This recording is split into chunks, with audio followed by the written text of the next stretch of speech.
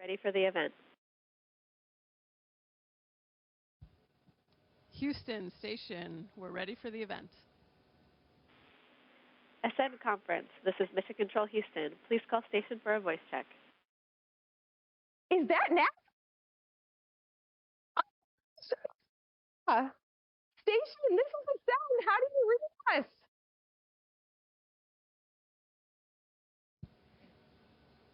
We have you a little bit garbled, but mostly readable. How do you have us? I'll take that. I will take that. Oh my gosh. They're calling from space. Okay. So I know we don't have a ton of time. So Jasmin and Laurel, they're from the 2017 class of astronauts. Obviously, they're in space. And we want to just maximize this opportunity. We only have about 20 minutes. So I understand that you guys are both in the midst of your first mission to the space station. Can you tell us your first thoughts when you reached the orbiting laboratory? Yes, we have you loud and clear now, by the way. Welcome to the space station. So it's funny, some of my first thoughts were actually, where am I? We had trained for hundreds of hours back on Earth in the mock-ups at Johnson Space Center, but when you get here and you come into, we docked to Zenith, so we were coming in to Node 2 from up above, and it was a different angle than I'd ever looked at it before. And I was just so disoriented. So I think I spent my first week just feeling very disoriented and not knowing which way to turn, left or right.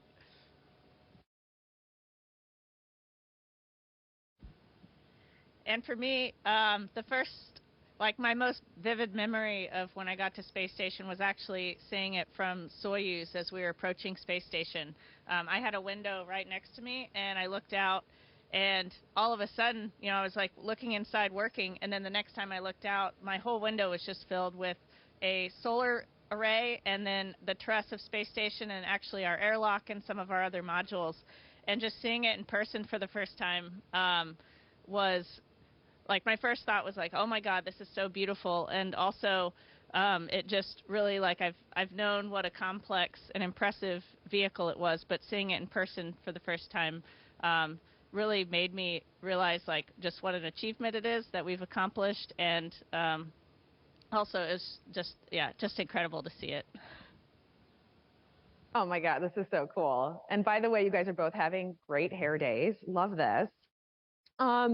So the conversation that is taking place, we're in the middle of a session called From Dreaming to Doing. How do we utilize creativity and imagination to accelerate our off-world futures?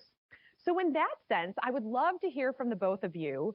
As you were going to make this journey to be an astronaut, what inspired you? Was it art? Was it a song? Was it a movie?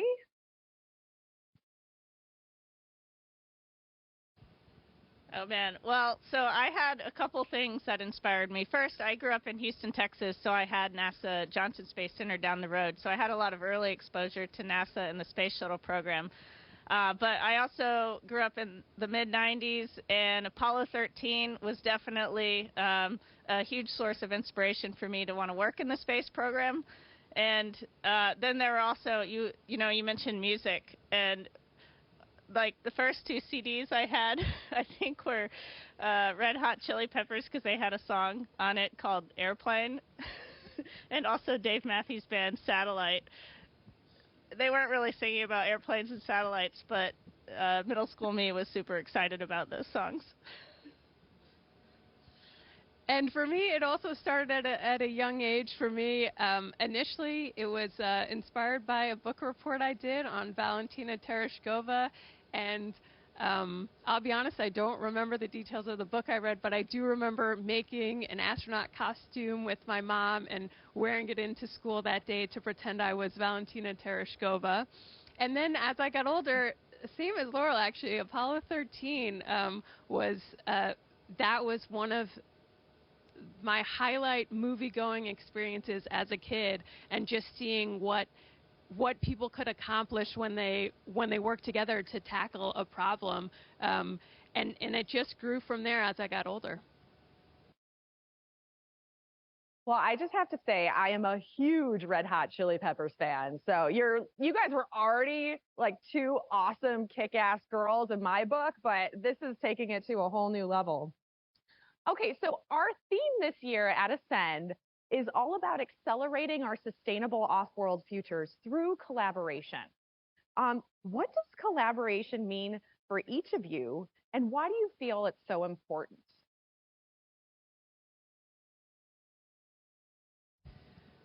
To me, collaboration means working together towards a common goal or a common mission. And for me, something I love, my crew on Crew 7, we had 4 crew members, each from 4 different nations, but we were united and working towards a common goal. And similarly, up here, it's the International Space Station. We have people from different countries working together, and we're all working towards a common goal. And I think that's important because based on different backgrounds, you bring different perspective to the table, and it just adds reinforcement, it adds redundancy, and we just work stronger when we work together. And I'll just add to what Jas said, because I feel the same way about all of it. I think one of the best parts of our job right now is the international aspect of it, and all the people that we get to collaborate, both from different countries and also within the United States. Bringing in people with different backgrounds from yours, different perspectives from yours, just makes the whole experience much richer, and then also allows you, I think, to solve bigger problems, more complicated problems, because you're drawing on the experience and knowledge of a lot of different people. Wow, thank you to the both of you for those answers. I think they know a thing or two about collaboration. So you hear a lot from prior astronauts about the ability to look at humanity differently when you get to the space station and how you feel about Earth. Is that true for both of you as well? Like, has your perspective changed now because you have this overview effect?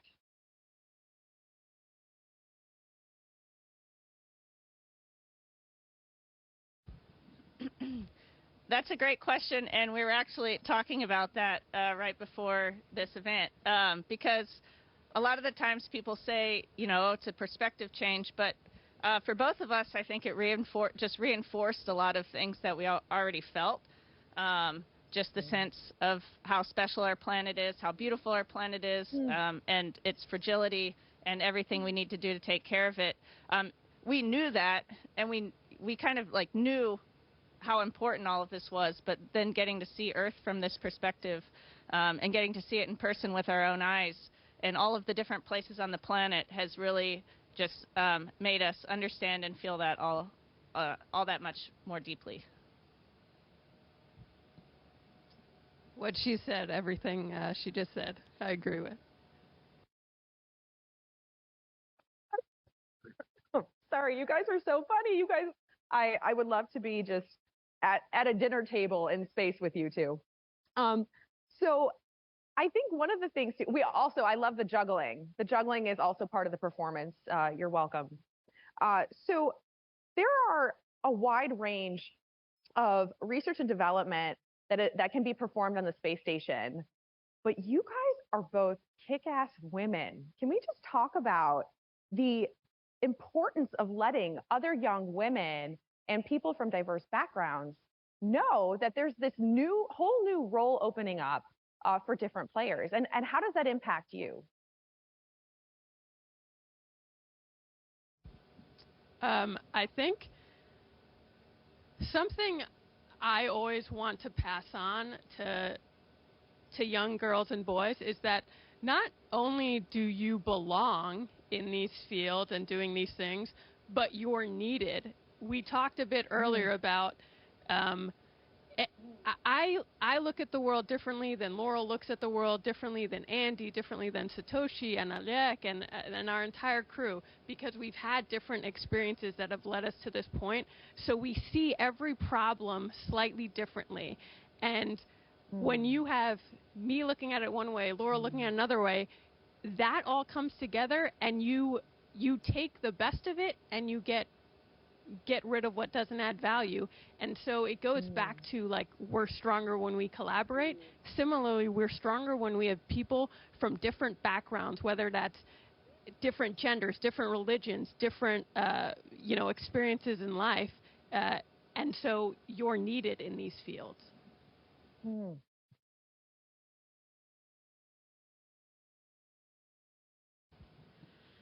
I love similarly also. Oh, go ahead. Second delay. I love the microphone toss you guys just provided too. That was pretty awesome. So other than standing here giving interviews to conferences, what do you guys actually do on the space station?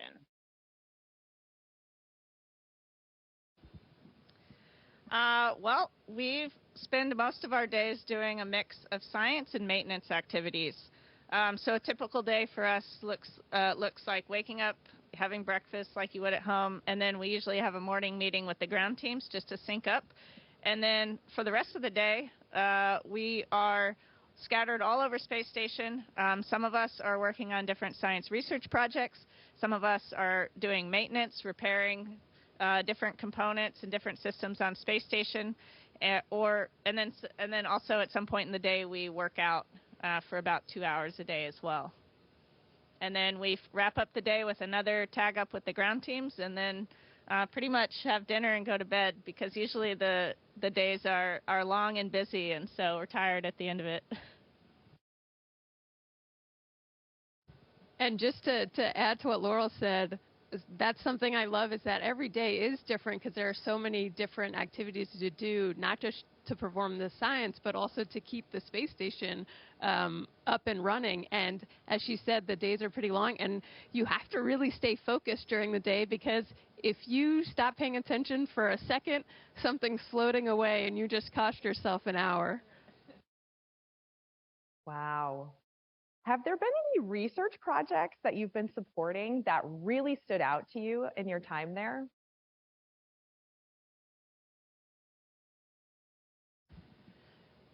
Definitely. One of the big research projects that I'm involved in is a project called CIPHER, and it's a series of 14 different medical studies that are all on me. So I'm the research subject. And so I've been doing, just in the initial days of my mission, and then periodically throughout my mission, I'll be doing all sorts of things, eye scans, ultrasounds, blood tests, things like that, throughout my mission to help researchers learn more about how the human body adapts and thrives in microgravity. I also really like the human research, as well as studies that help set us up for going further in the solar system. Just recently, I was helping sequence DNA to figure out what's in our water. We used to send those, well, we still do send those samples back down to ground to analyze them, making sure our water's good for us to drink and consume. But now, when we go further, we're not going to be able to just send it back down to the ground. So the studies where we're figuring out how can we do this in-house, I also really enjoy. Wow, those are really interesting projects. Thank you so much for sharing that. What has surprised you both most about living on the space station?